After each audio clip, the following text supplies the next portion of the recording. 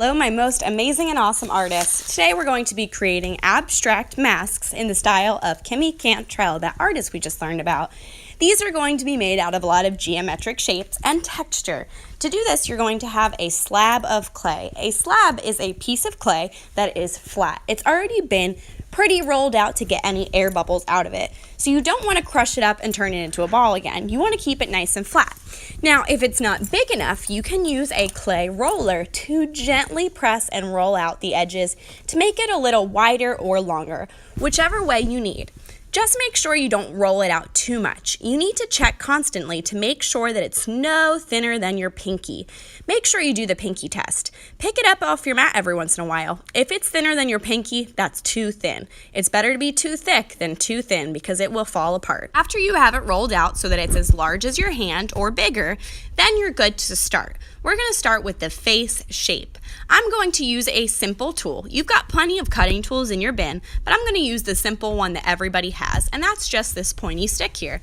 I'm going to use that to carve out my face shape. If you're not sure about your abstract ideas, check the idea sheet on your table for different ones. Now, the face shape needs to be bigger than your hand from the palm to your fingertips. That's going to make sure you have enough room. Then, if you have a lot of little scraps, you can roll those into a ball. Make sure you pick up your face or your face shape to make sure it's not sticking to your clay mat. Anything that sticks to your clay mat is probably rolled too thin. So I'm going to roll out that extra clay so I have a flat piece to carve my eyes, nose, and mouth into for my details later.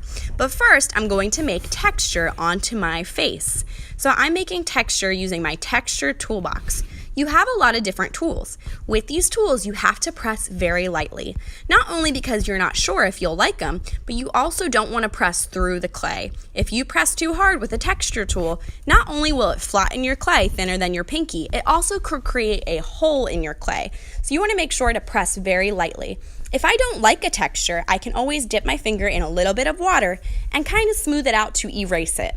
When you're rolling some textures on, you can press down that piece of material or that piece of plastic, whatever it is with the texture, and roll it very lightly if your hands aren't quite working. But you don't want to roll out your clay too thin again because we've already rolled it out. You'll also have some wooden tools. These are pottery tools that you can check out to make texture as well. You have so many different tools that you can experiment to make many different textures on your piece. Just make sure you're pressing lightly in case you don't like them or in case you need to erase.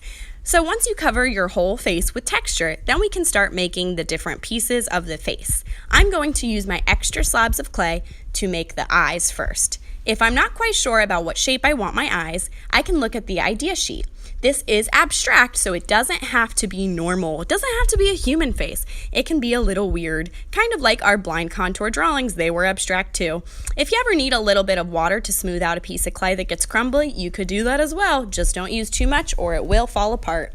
I'm going to go ahead and use that same tool I used to cut out my eyes. I'm going to make my first eye into an ellipse shape with an eyeball and a pupil inside. After I do that, then I'm going to attach it. But I'm just sticking it on. Maybe I'm not positive I want it there. I'm going to experiment with some different shapes. Maybe this next eye is closed and I have some eyelashes. It can be abstract. My eyelashes are triangles, not realistic ones. Then I pick that up, make sure it's as thick as my pinky, and then I'm able to pick it up and I'm going to stick it on. Then I'm going to make the shapes like my nose and my mouth. Let me go ahead and cut those out. I know how to make 3 basic shapes: a sphere, or a ball of clay by rolling, a pancake, or also known as a slab, by flattening, and if you know how to make a clay snake, also known as a coil, then you can make anything on your mask, as long as it's attached properly.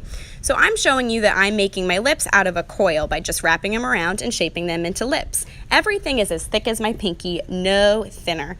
But watch, when I pick up my mask, it falls off. They're not attached. So I have to do something called scratch and attach. To scratch and attach, I use toothbrushes and clay glue.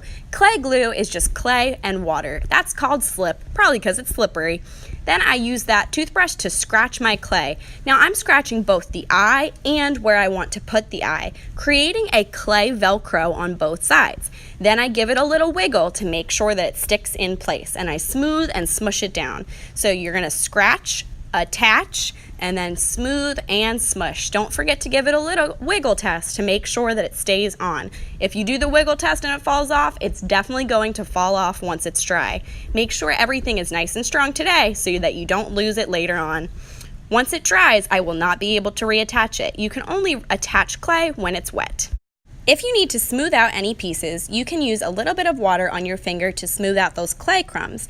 Any clay crumbs left on your piece will turn into sharp edges after it goes in the kiln and gets fired. So you want to make sure that you're doing your best job to smooth everything out, but not making it too thin. Make sure you can pick it up often to make sure that it's good to go. If it falls apart, we got to start over, and that wouldn't be good. So once you pick it up and you're finished, you're going to put it on a tray that has your name on it. Place it on your name. That's how you're going to guarantee that it's yours and you get it back to paint next time. After you do that, you're going to use an art wipe to clean off your hands. The reason is because the sink will clog if you go to wash them in the sink. You need to use an art wipe to get the majority of clay off first. Then, no clay goes home in pockets. Extra clay goes in my extra clay bag. Once you're finished, wipe up your mat and you're good to go. All right, artists, can't wait to see what you create.